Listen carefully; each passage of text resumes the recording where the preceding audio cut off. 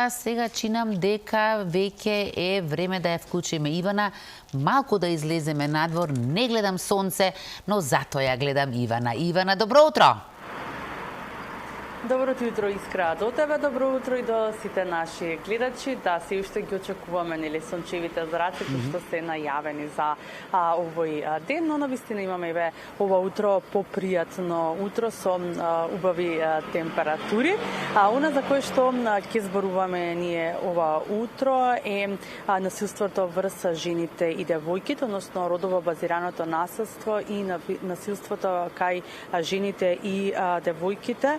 Спаѓа меѓу најшироко распространетите насилства кога станува збор за повреда на човековите права и вклучуваат физичка, психолошка, економска, сексуална злоупотреба и буквално не познаваат никаква граница, односно повеќе за ова истражување кое што го прават некој период наназад веќе, истражувањето во акција Реактор, ќе дознаеме од Ана Бочевска-Митревска, од оваа институција. Ќе те посакам добро и убаво утро, Ана.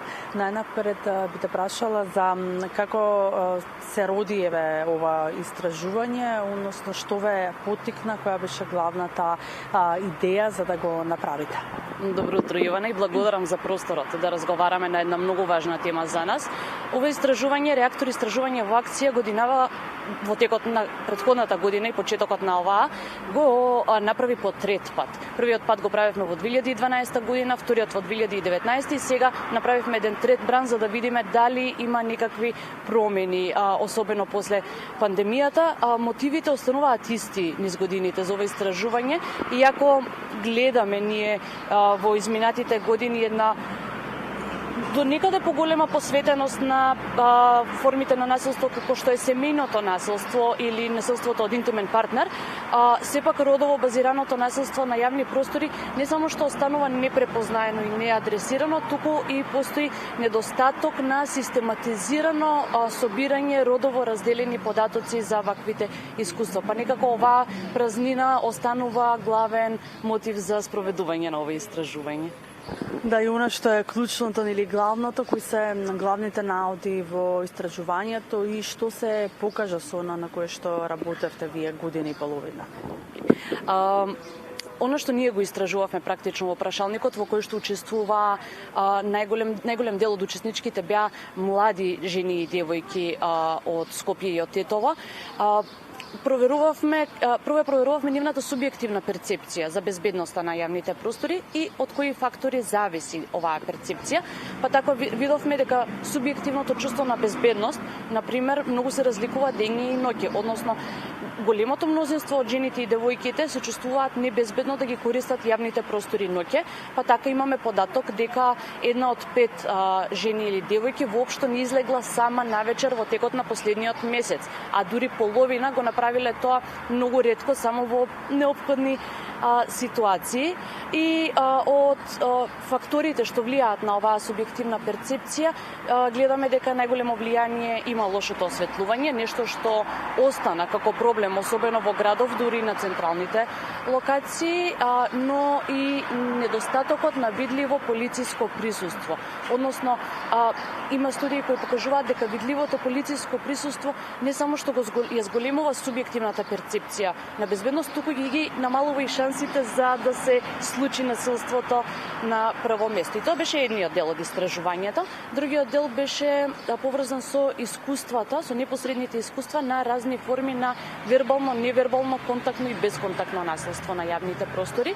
И тука, мислам, нодите се повторија низ годините.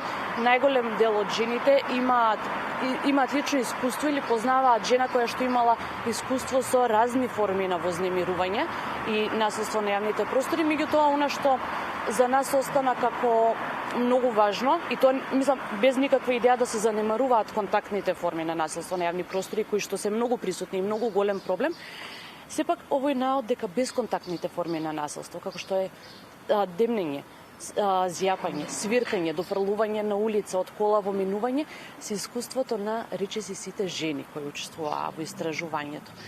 Од друга страна, не се пријавуваат овие форми.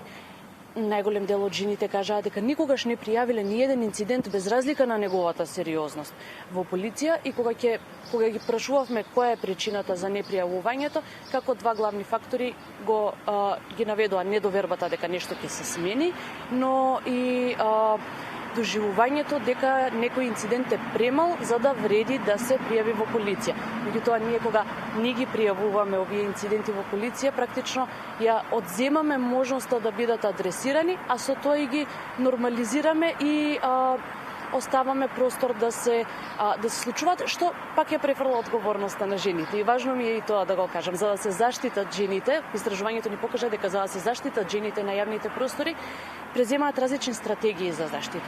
Внимаваат како се облекуваат, зборуваат на телефон, се преправаат дека зборуваат на телефон, носат клуч меѓу прсти за ако некој ги нападне да може. Тоа беа работите кои што ги слушнавме и ни се покажа дека пак жените го носат емоционалниот труд, емоционалниот товар и когнитивниот товар на тоа да бидат безбедни во средина која што не се грижи за нивната безбедност. Да, сепак она на кој што треба да се адресира секој проблем, за да имаме едно подобро па и побезбедно општество. Сепак треба да се пријавуваат сите инциденти, колку и да се мали или колку да се незначителни некогаш. Како да се поттикнат жените и девојките за да го пријавуваат буквално секој можен настан кој што е поврзан со некакво вознемирување или пак некаков тип на насилство врз жените? Пред да работиме на охрабрување на девојките да ги пријавуваат овие форми на насилство на јавни простори, сметам дека постои една друга потреба, а тоа е сензитивизираност на безбедносните структури за формите на насилство кои што не се семејно насилство, не се насилство од интимен партнер, туку сите овие форми за кои што ние разговараме. Прво, постои потреба да се сензитивизираат за тие. Потоа, постои потреба да се воведат правила на постапување во вакви ситуации, затоа што ние сега не сме сигурни дали постојат правила на постапување кога нечија безбедност на јавниот простор ќе биде загрозена на тој начин со вербален коментар, и потребно е секако да се работи на видливоста на полициското присуство во градот, затоа што многу често е поголема веројатноста да се пријави нешто ако се случило, ако се види дека тука има некој на кого што можеме да му се обратиме наместо да се јавиме на телефон. Од друга страна, постои одговорности кај локалната самоуправа и тоа кај локалните власти практично, и тоа ми е важно да го кажам, затоа што ние од полицијата очекуваме да реагира откако ќе се случи нешто. Меѓутоа, превенцијата е клучот и тука е одговорноста на локалните власти за превенција. Едноставната препорака е да се среди осветлувањето во градот и тоа треба да се подразбира. Меѓутоа и да треба да покажат грижа за инфраструктурата и за јавните простори, која што ќе овозможи за сите членови на општеството да биде безбедно да ги користат. Што значи тоа? Тоа значи чисти јавни простори и значи креирање на содржини за комуникација помеѓу членовите на заедницата. Кога јавните простори не се користат, не се одржуваат, стануваат запуштени и како што стануваат запуштени се поподложни на криминални случувања во рамки на јавните простори. Ако се одржуваат, ќе се користат, и ако се користат, ќе има проток на луѓе и присуство на луѓе што ќе ги направи побезбедни, но тоа е одговорност на локалните власти.